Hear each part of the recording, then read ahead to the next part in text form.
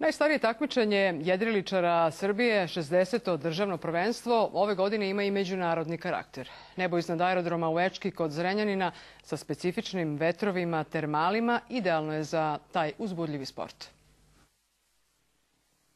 Slanka Kutanova iz Češke, evropska je prvakinja i među 5 najboljih jedriličara sveta.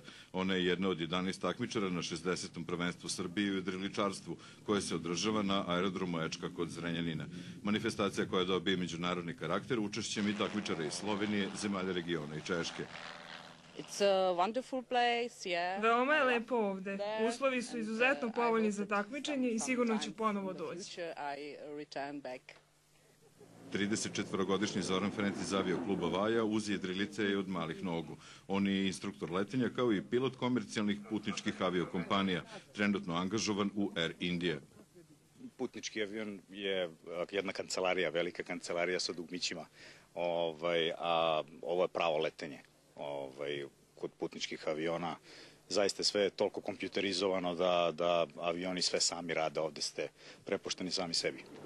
6 decenija prvenstva Srbije obeležava se uz manji broj učesnika jer je manje interesovanje mladih za ovaj sport. Rang takmičenja ne možemo više, ne verujem da bi mogli više i da ga dignemo jer su nam potrebne kvalitetnije jedrilice koje će moći da postignu takve rezultate. Nekad je bilo više učesnika, skoro duplo više nego sada, zato što je finansiranje bilo drugačije. Danas se uglavnom finansira sami takmičari.